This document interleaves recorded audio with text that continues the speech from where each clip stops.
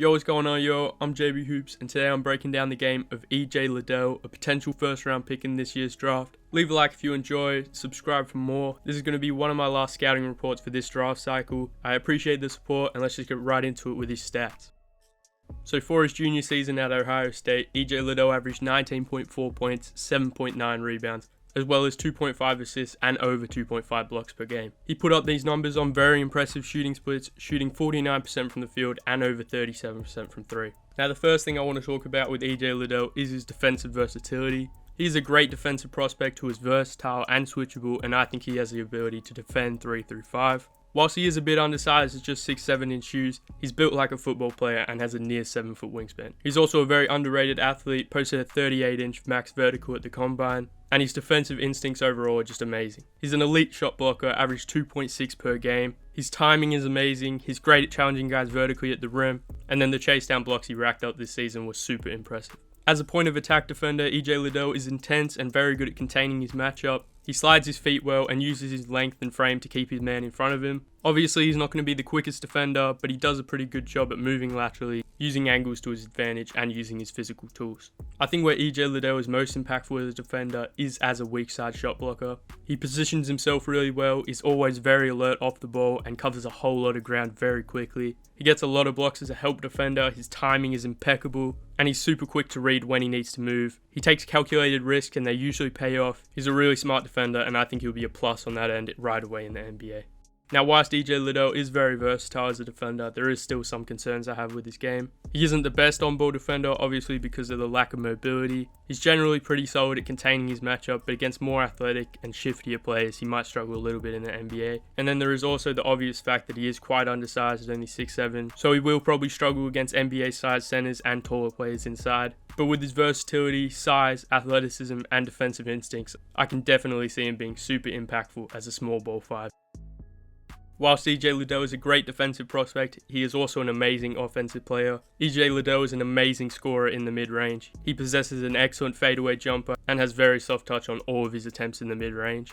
He's great at using his strength to create contact and bounce off his defender to create space, and he's seemingly unfazed by contests in the mid-range. He converted on his mid-range attempts at an incredible clip on super high volume. He's obviously not going to get the same number of reps in the NBA, but I think it will always be a way Liddell can score in the NBA. Now, whilst he is super efficient in the mid-range, he isn't the best as a shot creator and self-creator. He struggles to create separation in 1v1 scenarios, mostly due to his average handle and lack of an ideal first step. So these limitations do force him to take a lot of tough mid-range shots. However, he did convert on his mid-range attempts at an amazing 47.6% clip on super high volume, but it definitely would be helpful to be able to generate some easier looks. So I think if he ever wants to be a focal part of an NBA offense, he'll need to work on his handle, otherwise he'll just be forced into bad shots.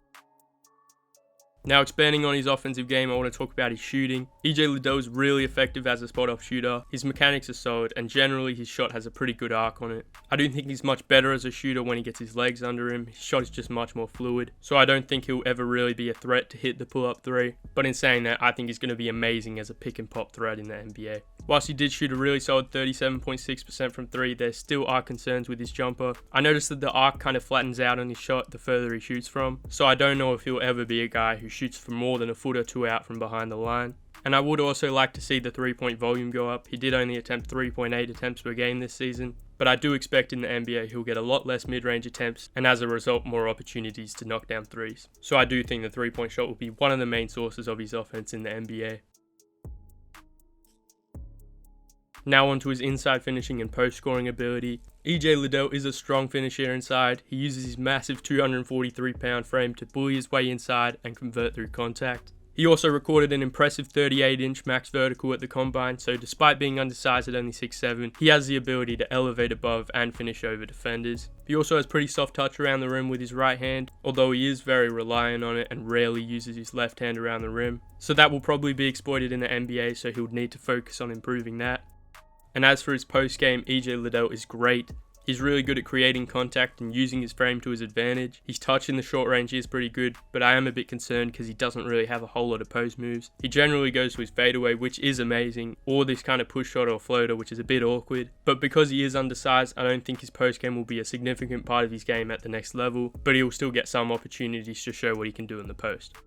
The major concern I have with EJ Liddell's finishing at the next level is his kind of inability to get to the rim. Whilst he did shoot an efficient almost 70% at the rim, the majority of his rim attempts were post-ups, cuts, putbacks, and fast break opportunities. So as of now, I don't think he's much of a threat to drive to the cup in the half court, and I think he'll have to add that to his game if he wants to play the 4 in the league. And I think that inability to get to the cup mostly stems from his weak handle, so I think he'll have to key in on improving that if he wants to get significant minutes in the NBA.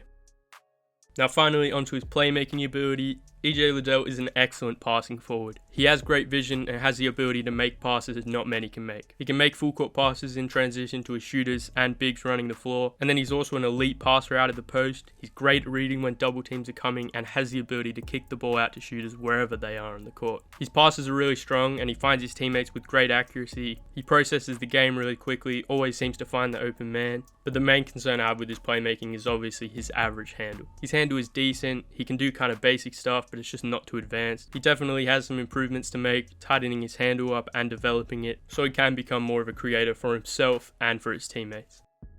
Alright, that is all I got for this one. I think my big board 5.0 will come out in the next few days, and then I'll have my final scouting report of this draft cycle, which will probably be Shade and Sharp. I might do Dale and Terry, but I think you guys wanted Shade and Sharp. I appreciate it if you watch the whole video. Subscribe for more, like the video, comment down below.